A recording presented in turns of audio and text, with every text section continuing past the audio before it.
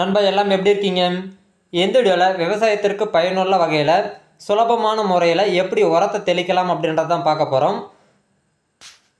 This video sponsor by SBO private limited Tiruvannamalai. Digital marketing துறையில் அனைத்து விதமான மக்களுமே பயனடையக்கூடிய வகையில் பலவிதமான வேலை வாய்ப்புகளை இவங்க உருவாக்கி கொடுத்துட்ருக்காங்க. ஸோ உங்களுக்கு விருப்பம் இருக்குது அப்படின்ற பட்சத்தில் ஸ்க்ரீனில் தெரிகிற வாட்ஸ்அப் நம்பருக்கு மெசேஜ் பண்ணுங்கள். ஸ்கிப் பண்ணாதீங்க. பெரிய தப்பு. தினம் 300 ரூபாய் சம்பாதிக்க அரிய வாய்ப்பு. இன்ஸ்டாகிராம், ஃபேஸ்புக் பயன்படுத்த தெரிந்தால் போதும். Content post and content publishing மூலமா தினம் 300 ரூபாய் சம்பாதிக்கலாம். இந்த வேலை செய்ய 5 நிமிடம் போதும். Work training support, group communication support, all language customer live chat support, முக்கியமா சொந்தமா ஒரு பிசினஸ் ஸ்டார்ட் பண்ற அளவுக்கு உங்களால கற்றுக்கொள்ளவும் முடியும், சம்பாதிக்கவும் முடியும். இந்த வேலை வாய்ப்பு வழங்குவது 5 வருடத்திற்கு மேல ரன் ஆகிட்டு இருக்க நம்ம தமிழ்நாட்டு company school of business organisation private limited. மேலும் விவரங்களுக்கு டிஸ்கிரிப்ஷன்ல கொடுத்திருக்க நம்பருக்கு வாட்ஸ்அப் பண்ணுங்க. Suresh will take the videos posted here for educational purpose only and none of you should attempt to watch it and you will never take any responsibility for it. நண்பா, இப்போ பொதுவாக நம்ம வயல்வெளியில் பாத்திரத்தால் உரம் தெளிக்கும் போது பார்த்திங்கன்னா ரொம்பவே சிரமமாக இருக்கும். ஸோ அப்படி இருக்கக்கூடிய சூழ்நிலையில் இதே போல் உரஞ்சாக்கு அல்லது உரஞ்சாக்கு இல்லாமல் தீவன சாக்குகளோ கூட நம்ம பயன்படுத்த முடியும். அதாவது தீவன சாக்குகள் எதுக்கான உரஞ்சாக்கு வந்துட்டு எனக்கு செட் ஆகாது என்னோடய உடம்புக்கு அப்படின்ற பட்சத்தில் தீவன சாக்குகளை கூட பயன்படுத்திக்கலாம். ஸோ அதுக்கு வந்துட்டு உங்களுக்கு போதுமான அளவில் நீங்கள் நறுக்கிக்கிறீங்க அப்படின்ற பட்சத்தில் நீங்கள் வந்துட்டு சுலபமாக வந்துட்டு உரம் தெளிச்சிக்கலாம். இப்போ வந்துட்டு சாக்கு வந்துட்டு இது கழுவாமல் இருக்குது அப்படின்றதுனால இந்த சாக்கை வந்துட்டு நான் உள்டாவை பிரட்டிக்கிறேன். ஸோ நம்ம வந்துட்டு உள்வாட்டை வந்துட்டு நமக்கு வந்துடும். அதனால் உள்டாவை பிரட்டிக்கிறேன். உங்களுக்கு ஒரு வேளை கழுவி இருக்குது சாக்கு அப்படின்னா நீங்கள் கழுவுன சாக்கை எந்த அமைப்பில் வேணுமாலும் பயன்படுத்திக்கலாம்.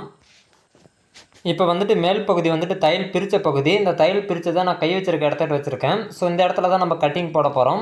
ஸோ இந்த இடத்துல பார்த்திங்க அப்படின்னா நம்ம ஷோல்டருக்கு போகிற மாரி நம்ம வந்துட்டு ஒரு கட்டிங் போட்டுக்கலாம். அதாவது லெஃப்ட் ரைட்டு நம்ம வந்துட்டு ஷோல்டருக்கு வந்துட்டு இந்த முண்டா பனியன் இருக்கு இல்லையா, அதே போல் வந்துட்டு கட்டிங் வரும். ஸோ நம்ம வந்துட்டு கைக்கு தகுந்த மாதிரி கட்டிங் போட்டுக்கலாம். அதே நேரத்தில் நீங்கள் கழுத்துக்கிட்ட கட்டிங் போடும்போது வந்துட்டு அகலத்தை அதிகப்படுத்தக்கூடாது. சாக்கை வந்துட்டு ரெண்டும் ஒரே அமைப்பில் வச்சுக்கோங்க. ஒன்று முன்னது பின்னதாக இருக்கக்கூடாது. இப்படி முன்னது பின்னதாக இருக்குது அப்படின்னா உங்களுக்கு இழுக்கிற மாரி இருக்கும் ஒரு பக்கம். இதே போல் சிசரில் வந்துட்டு நீங்கள் கரெக்டாக நறுக்கிக்கோங்க.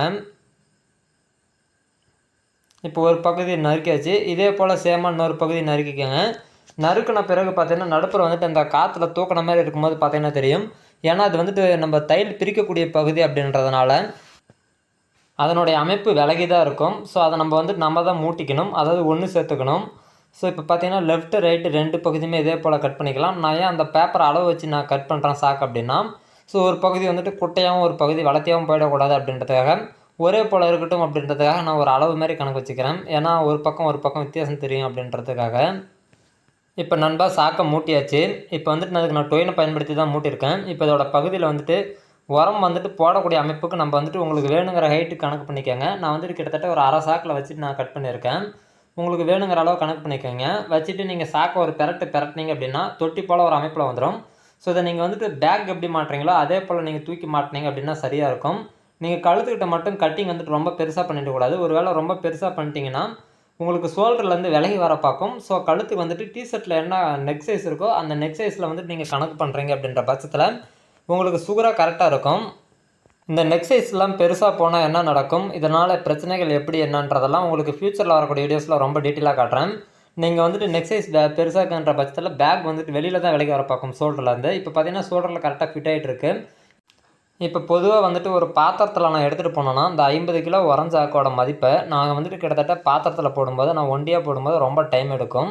ஸோ அதே நேரத்தில் நம்ம ஒவ்வொரு முறையும் பார்த்திங்கன்னா பாத்திரத்தை தூக்கிட்டு இடுப்பில் இல்லை ஷோல்டரில் வச்சுட்டு நம்ம போடும்போது ரொம்பவே சிரமமாக இருக்கும். ஸோ இந்த நேரத்தில் வந்துட்டு நம்ம இப்போ சாக்கை பயன்படுத்தி போகிறதுனால நமக்கு வந்துட்டு இது டயர்டு தெரியாது. அதே நேரத்தில் நீங்கள் ரொம்ப நேரம் போட்டாலுமே அந்த களைப்பு தெரியாமல் இருக்கும் உடம்பு. நீங்கள் ஒரு முறை ட்ரை பண்ணி பார்த்தீங்கன்னா அதோட ரிசல்ட் எப்படி இருக்குது அப்படின்றது உங்களுக்கு தெரியும்.